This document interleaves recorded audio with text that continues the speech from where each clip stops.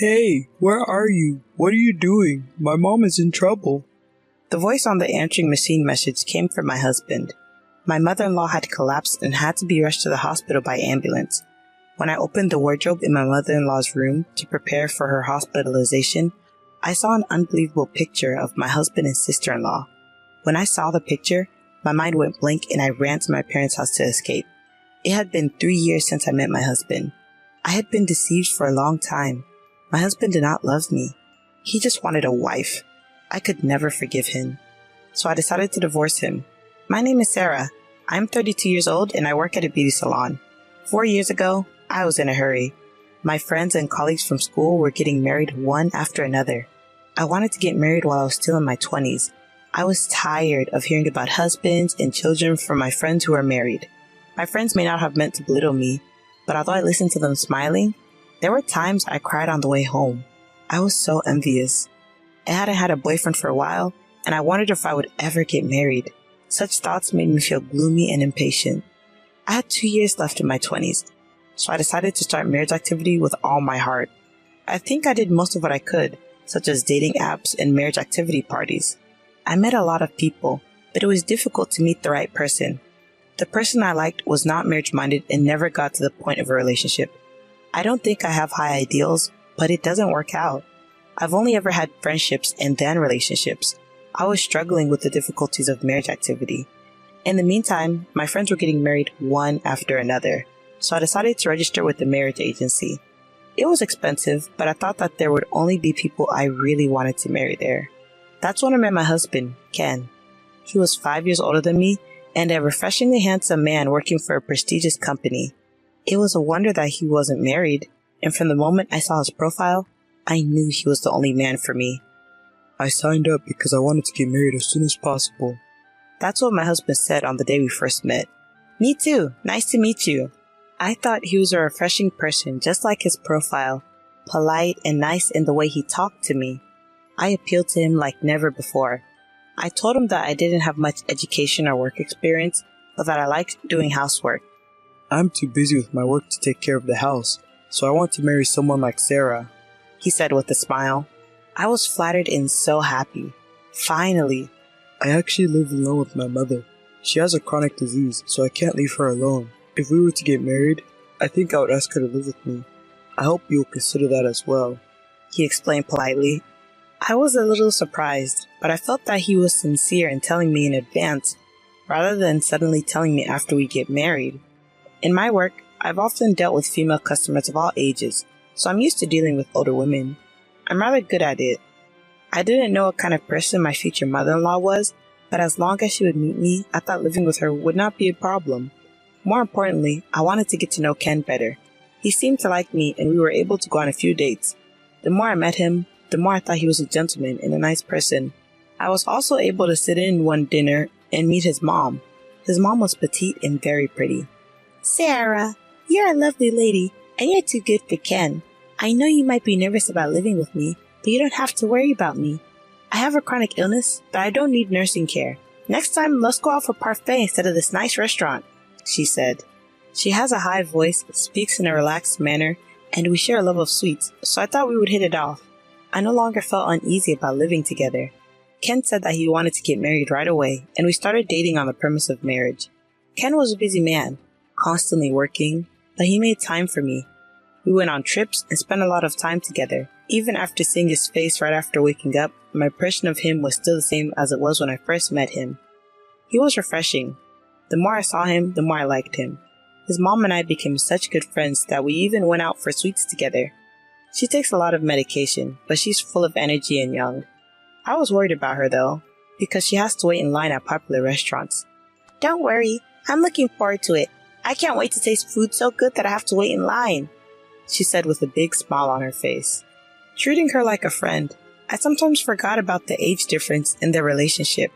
She told me that her mother-in-law had been divorced twice and that she had had some difficulties when she was younger.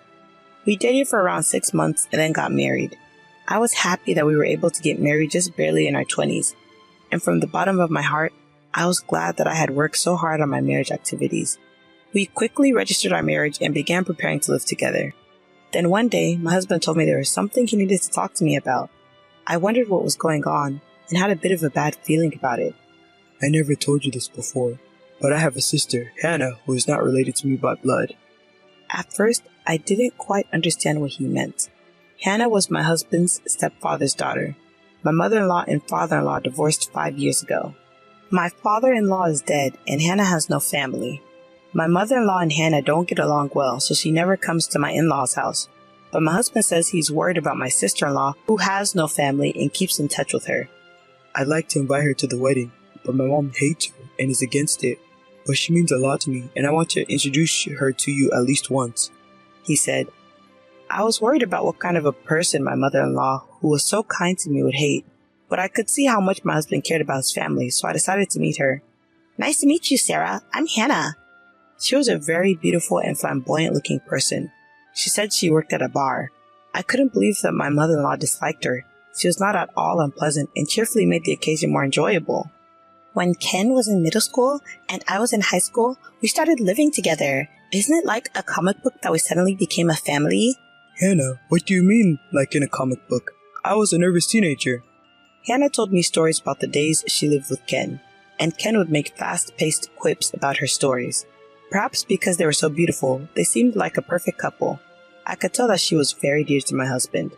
Sarah, I'm sorry I couldn't make it to your wedding.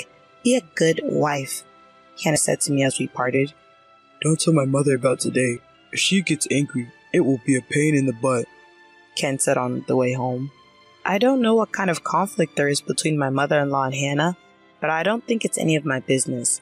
I decided not to tell anyone about my meeting with Hannah and kept it to myself. And so life began for the three of us. Ken was still busy with work and came home late every day. Sometimes, when he had a day off, he would go out with my mother-in-law and I. Just the three of us. I was also working, so I did the housework in cooperation with my mother-in-law, and sometimes we went out to eat sweets or see a movie together. By all accounts, we were a happy family. I was a little worried about my mother-in-law because sometimes when she wasn't feeling well, she would sleep all day. I tried to keep in touch with her frequently while I was at work.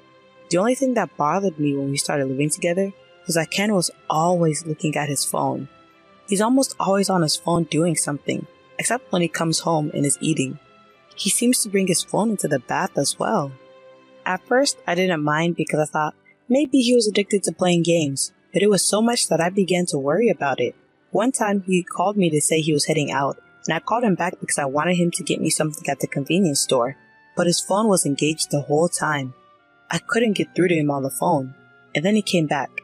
Ken, I've been calling you all day, I said. Sorry, I got a call from the company, he said.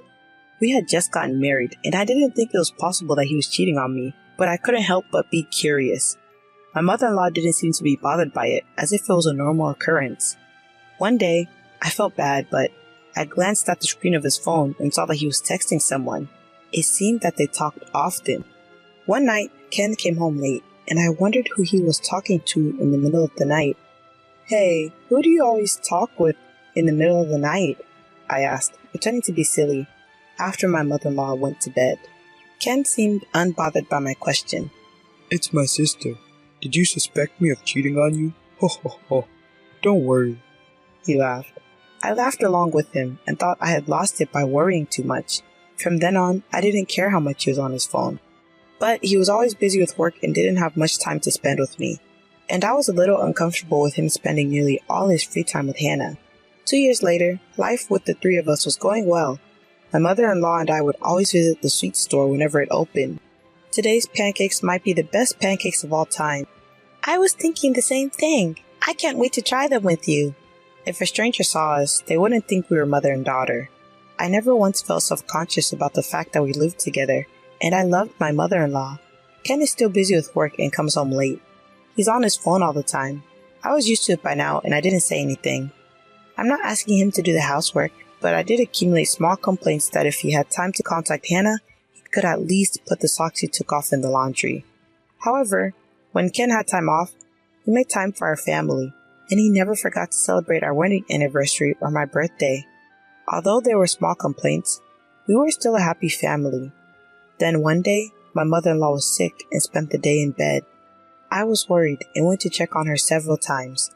She seemed to sleep quietly during the day, But in the evening, "Sarah, I'm in pain," she complained. She was breathing hard. I called an ambulance in a hurry. The ambulance arrived immediately and I rode in it to the hospital. I was relieved when I found out that she wasn't in critical condition. I called Ken to let him know that she was going to be hospitalized for a while. He left work early to go to the hospital, and I decided to go home and pack to stay with my mother-in-law in the hospital for a few days. Upon returning home, I opened the wardrobe in my mother-in-law's room to prepare her insurance card and personal seal. My mother-in-law said they were in the top drawer, but I couldn't find them, so I opened the bottom drawer. Then I found a small box in there. I opened the box thinking it might contain an insurance card and found a large number of photographs in it. I was so shocked when I saw them that I went to the bathroom and threw up. There were pictures of Ken and Hannah in it. It wasn't a picture of them as brother and sister. It was a picture of them as lovers. They were holding hands and kissing each other, and I felt sick just looking at a few of the pictures, so I closed the box. It was painful to think about the fact that he had been in close contact with Hannah up until this point. My mind went blank, and the next thing I knew, I was running to my parents' house with that box in my arms. At my parents' house was my mother, who was surprised to see me. When my mother saw what was in the box, she hugged me. After crying for a while, she saw that I had calmed down. "These pictures of Ken and another woman. Is he cheating?" she asked me. My mother was surprised when I told her that it was Hannah and that it was in the wardrobe in my mother-in-law's room. I hadn't even told my mother that I had a sister-in-law. "I can't live with him anymore," I said to my mother. She said, "Of course you can't live with him. I can't allow it." My mother was also angry. When I looked at my phone, I found a lot of incoming calls from Ken and a voicemail message that said, "Hey, where are you? What are you doing when your mother is in trouble?" The message was an angry one. I thought, I'm the one who should be angry. I turned off my phone that day because talking about it would remind me of the pictures and make me sick. The next day, out of the goodness of my heart, I contacted him. "There's something I need to talk to you about this evening. I'll be there with my mother, so please call Hannah," I told him. "Thank goodness, she's alive. I wondered what you were going to say when my mother was in trouble." He started blabbing on and on. "Please do. I'll see you at night." I hung up the phone. As soon as I hung up the phone, I went to my mother-in-law's hospital room. "Sarah!" My mother-in-law looked at me happily and called my name. "I'm sorry you're not feeling well, mother-in-law, but I wanted to hear the truth." I opened the box I found in my mother-in-law's wardrobe and showed it to her. Then my mother-in-law began to shed tears. "Sarah, I am so sorry, Ken. He has an older sister. She's the stepdaughter of my ex-husband, and 5 years ago, she told me that they were lovers. Even though they're not related, they're both my children.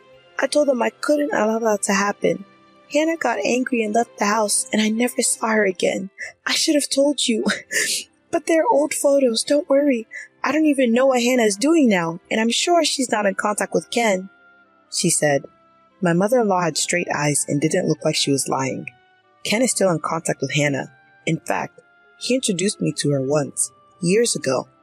When I said this, my mother-in-law shed another large tear. "But you're already married." "I'm sorry. You did nothing wrong, but I can't be a family with Ken anymore. I'm going to divorce him." "Don't apologize to me. It's my fault for not noticing. I'm sorry," my mother-in-law said. I couldn't stop crying either. I left the hospital room and went to the house where my mother, Ken, and Hannah were waiting. When I arrived, they were all waiting for me. I sat down and immediately showed them the pictures. "You two are lovers, and I'm divorcing you." Ken didn't seem offended and said, "Oh, yes, that's right. Me as a family member and me as a lover are two different things. We were happy as a family, weren't you? Mom was happy too. What's wrong with that? We don't have to get divorced," he said with his usual fresh smile. Hannah too. "I'm sorry I didn't tell you, but I have no intention of destroying your family. I don't think divorce is necessary," she said. I was trembling with anger as I listened to what they were saying. "Don't be silly. This is cheating. How can I be family with someone like that?" I yelled at them in a loud voice. "Well, don't be so loud. If you want a divorce, that's fine. I've done my duty as a family member. Since you're the one who initiated it, it's an amicable divorce. Ken said something I didn't understand. What? What's amicable about this? This is a huge betrayal. I'm going to charge both of you alimony. Oh, okay. That's fine. I'll pay as much money as you want. In return, don't tell my mother. As for the reason for divorce, let's just call it a personality conflict. I've already told your mother everything. She was crying. I told her we're getting a divorce. What? Why would you do that? Hearing my words, he lost his composure and shouted loudly. Hannah too. Why did you tell her? She cried. My lawyer will contact you about the alimony, so goodbye. With that, I left the house with my mother. My mother said, You did a great job. She hugged me. I cried loudly into her chest. Now I know that Ken didn't care about me from the beginning. He just wanted a wife to reassure his mother. I wanted to marry him too, and maybe we were happy as a family, but I can't forgive myself for not knowing that I had been betrayed ever since we met. I'm glad that I realized it now and was able to get a divorce. Later, through my lawyer, the divorce was successfully finalized. I requested alimony from Ken and Hannah, but Hannah didn't have any money and was angry at Ken for only paying his share of the alimony. Their relationship soon deteriorated and they decided to separate. Hannah couldn't afford to pay the alimony, so she started working lunch and dinner shifts at the bar where she originally worked. After she was discharged from the hospital, my mother-in-law was angry with Ken and told him that if he sees Hannah even once in the future, she will cut ties with him. My mother-in-law and I still keep in touch and we occasionally go out for sweets. I'm relieved that she is out of the hospital and seems to be in good health. I now live with my parents. I'm busy preparing for the reopening at the beauty salon where I used to work. When things settle down a bit more, I'll start living alone again. I'm no longer envious when I hear about my friends who are married. Until the day comes when I meet someone wonderful again, I'll keep working hard.